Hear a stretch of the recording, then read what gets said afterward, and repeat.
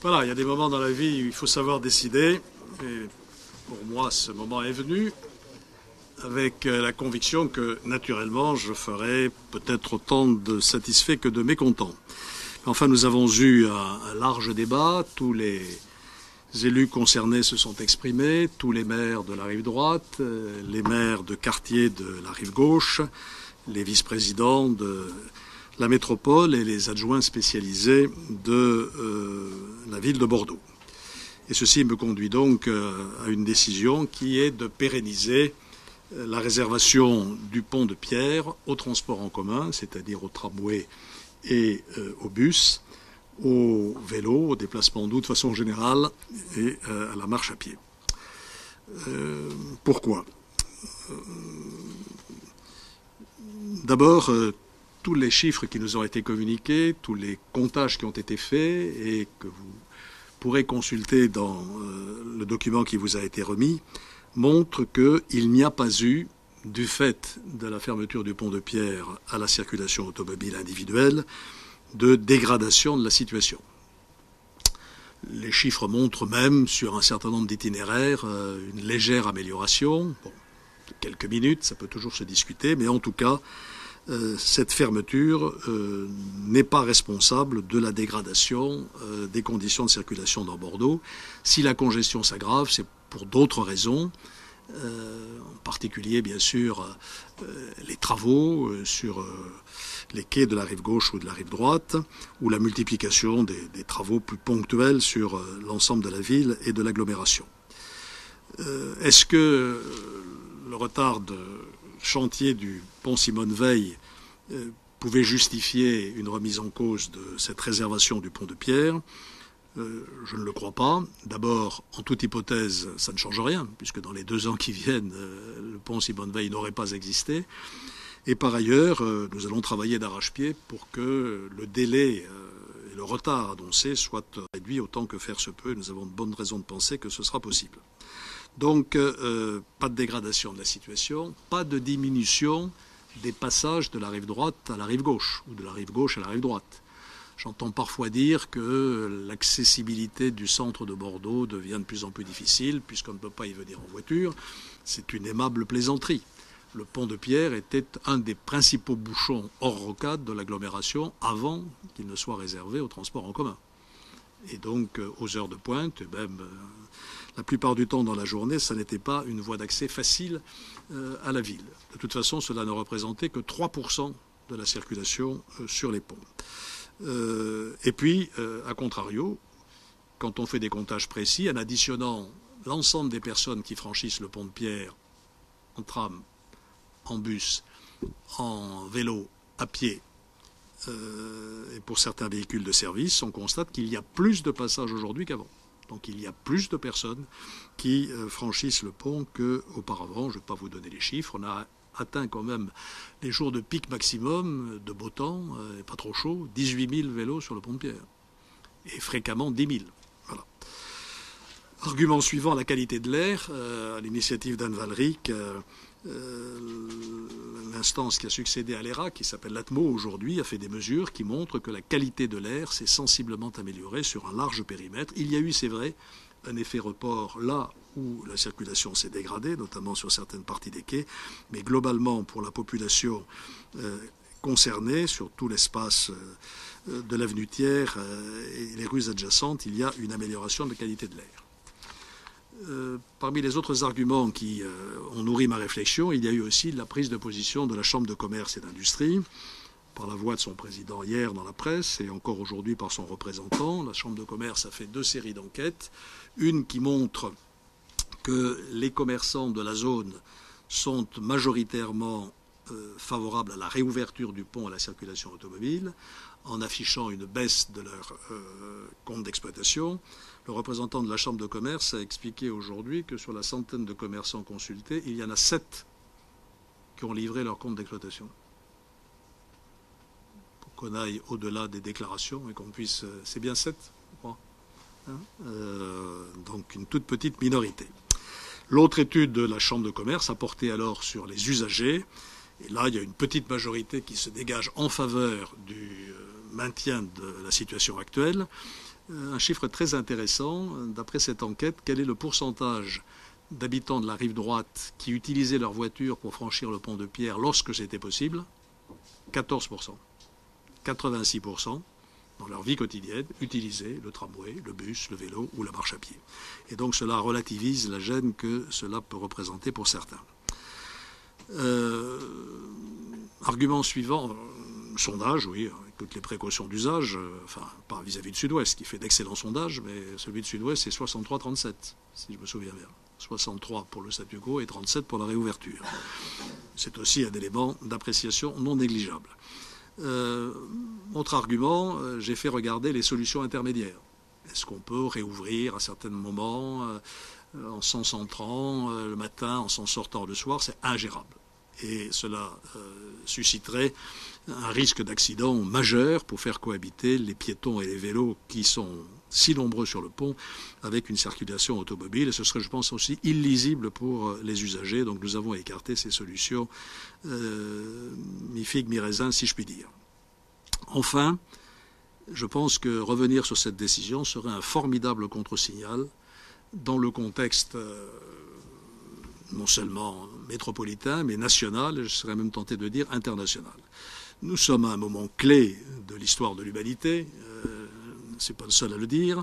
La transition énergétique avance à pas compter, trop lentement. On voit bien ce qui se passe en matière de biodiversité aujourd'hui, et j'espère que le plan de Nicolas Hulot aboutira à des résultats concrets. Donc donner ce formidable signal de retour en arrière sur la modification de nos comportements, de notre façon de vivre la ville, irait à rebours de l'histoire, j'en suis convaincu, et des intérêts non seulement des Bordelaises et des Bordelais, des habitants de l'agglomération, mais bien au-delà. Voilà donc toutes les raisons pour lesquelles je prends cette décision, en étant bien conscient qu'elle doit être accompagnée de toute une série de mesures qui doivent faciliter les choses, parce que j'ai parfaitement conscience aussi des difficultés actuelles. J'ai reçu hier une délégation de l'UIMM, l'Union des industries métallurgiques et minières, qui avait poussé un coup de gueule sur les conditions de circulation dans l'agglomération bordelaise. La rencontre s'est d'ailleurs très bien passée et nous avons pris un certain nombre d'orientations ensemble. Donc j'ai bien conscience qu'il y a des améliorations à faire, à très court terme, dès 2018 et 2019. Je voudrais en citer quelques-unes, vous en trouverez d'autres dans le document qui vous est distribué, je ne vais pas être exhaustif, parce que je suis convaincu que de toute façon, vous ne reproduirez pas tout ce que je vais vous dire dans vos colonnes. Donc il y aura beaucoup déjà de pertes en ligne, donc je ne vais pas en rajouter trop. Première mesure, dès le mois de septembre, les services sont prêts à mettre en œuvre un bonus covoiturage qui permettra de récompenser les personnes qui covoiturent.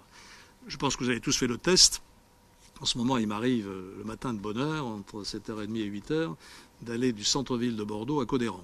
Et je fais le compte dans les voitures. 95% des voitures, il y a une personne par voiture. Donc si nous incitons au covoiturage, c'est déjà un changement majeur et nous allons mettre en place ce système de bonus à partir d'une application sur le téléphone mobile, naturellement, dès le mois de septembre. Deuxièmement, l'État nous a proposé, je pense que c'est une mesure qu'il faut expérimenter rapidement, une régulation des accès à la rocade, puisqu'on sait bien que la thrombose de la rocade est la raison principale des difficultés de circulation dans l'agglomération. Il s'agit donc de mettre des feux sur un certain nombre de bretelles pour réguler la circulation sur l'axe principal. Ça existe déjà dans beaucoup d'agglomérations où ça a donné d'excellents résultats. J'ai simplement appelé l'attention sur le risque d'avoir des remontées, évidemment, sur les bretelles, cette expression, s'il y a un feu, mais ça aussi, ça se régule parfaitement, notamment aux heures de pointe. Troisième mesure à très court terme, le réseau TBC va être doté de 2 rames de trams supplémentaires et 2 autres d'ici la fin de l'année qui vont permettre d'améliorer considérablement la desserte de la rive droite à partir de Lormont-Dravemont et de Lormont-Lagardette. Nous allons aussi, bien sûr, développer fortement le prêt de vélo et le prêt de vélo électrique, notamment à partir des maisons de la mobilité qui sont en train de se mettre en place sur l'ensemble de l'agglomération, et ceci à court terme. À court terme aussi, je souhaite travailler avec les entreprises, et je l'ai dit hier à l'UIMM, pour qu'elles élaborent toutes des plan de déplacement d'entreprise aussi ambitieux, aussi imaginatif que possible. C'est désormais, vous le savez, une obligation légale. Les entreprises de plus de 100 salariés doivent élaborer des plans de déplacement. Certaines le font. Hier, Thales m'a expliqué ce qu'il faisait sur l'aéroparc et c'est assez spectaculaire. La Caisse d'épargne l'a fait lors de son transfert du centre-ville à Bordeaux-Euratlantique. C'est le développement du télétravail, par exemple, dans un plan de déplacement d'entreprise. C'est l'aménagement des horaires de prise du travail de façon qu'il soit plus étalé. C'est l'encouragement à l'utilisation des transports en commun. Bref, il appartient aussi aux entreprises de se mobiliser dans ce sens et nous allons travailler avec elles. Enfin, j'ai demandé à Brigitte Terraza de travailler le plus rapidement possible à un véritable plan vélo sur la rive droite. Il y a là un potentiel considérable sur la presqu'île et sur la rive droite qui n'est pas utilisé parce que les pistes cyclables ne sont pas à la qualité où elles devraient être et je crois que ça peut apporter un plus très rapidement. Ça, c'est pour 2018-2019.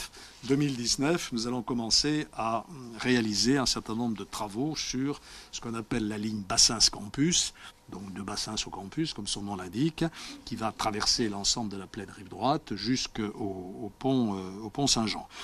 J'ai tenu hier une réunion avec les maires concernés et les services, et là, il y a toute une série de travaux ponctuels, je ne dirais pas peu coûteux, parce qu'il s'agit quand même d'une enveloppe d'une vingtaine de millions d'euros, mais qui sont à notre portée, qui pourraient très sensiblement fluidifier. C'est un aménagement de certains giratoires, c'est le passage des bus par le chemin de Lissandre à Lormont, de façon à alléger la circulation sur le trajet actuel. Bref, il y a toute une série de mesures qui vont se poursuivre, puisqu'à échéance de 2020, bien sûr, la ligne Bassins-Campus a vocation à devenir un vrai BHNS. Nous avons au mois de juillet aussi la première réunion du syndicat mixte des transports, que j'appelle de mes voeux, vous le savez, depuis si longtemps. Et je compte bien mettre à l'ordre du jour 2 points qui me paraissent essentiels. La réalisation d'un premier car express sur l'agglomération, au-delà, sur l'aire métropolitaine de Bordeaux, à l'image de ce qui existe déjà dans d'autres agglomérations. Il y a une communauté de communes qui est partante, c'est la CALI, la communauté de Libourne, et je pense que rien ne s'opposerait à ce que ceci entre en fonction dès 2019. Ça allégerait considérablement l'arrivée des voitures individuelles sur la rive droite en provenance de Libourne. Il y a d'autres agglomérations qui sont candidates, Marmande, je crois, peut-être même le Cubzadet, avec qui nous allons travailler. Sur 2019 aussi, je souhaite faire des propositions à l'État pour améliorer un peu dans le même esprit que ce qu'on a fait sur le pont François Mitterrand, la fluidité de la rocade entre les échangeurs 16 et 17. Nous avons une série de propositions à faire dans ce domaine. Voilà, et puis je ne vais pas au-delà sur le moyen long terme, 2020, 2021, 2022. Il faut que dans le cadre du syndicat mixte, nous donnions au TER la place qu'ils n'ont pas à l'heure actuelle dans les déplacements de l'agglomération. Le système de transport régional ferroviaire est insuffisant, il transporte trop peu de personnes, il faut qu'on se mette d'accord pour aller vers un système qu'on appelle aujourd'hui non pas un TER métropolitain, ou un RER métropolitain, parce que le RER a plutôt mauvaise réputation, mais disons un métropolitrain, comme si j'arrive à le dire, tout à fait efficace pour aller de Bassins à la gare Saint-Jean. Je parle sous le contrôle de M. Fontaine, il faut 10 minutes pour aller en train de Bassins à la gare Saint-Jean. Dites pas oui, vous ne m'avez pas écouté. Voilà. Donc, de Bassins à la gare Saint-Jean, il faut 10 minutes, sauf qu'il n'y a pas de train. On me dit aussi que la gare de la Médoquine, c'est la SNCF qui nous dit ça, il n'y a pas de passagers. Il n'y a pas de passagers parce qu'il n'y a pas de train. Alors réactivons la gare de la Médotine, réactivons les transports ferroviaires et ça peut fournir des solutions peu coûteuses finalement et extrêmement efficaces.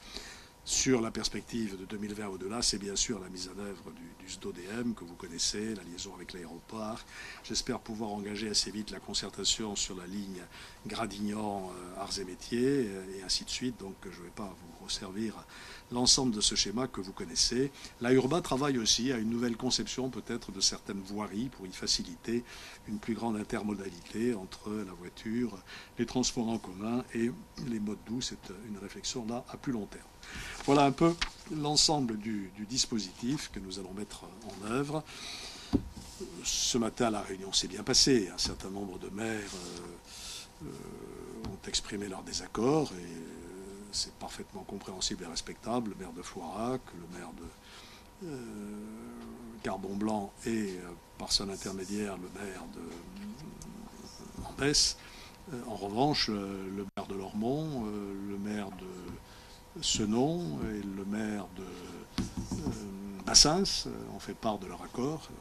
Voilà, vous voyez que les points de vue sont un peu contrastés. C'est ce qui fait tout le charme de cette décision qui nous vaudra sans doute des félicitations et beaucoup de critiques.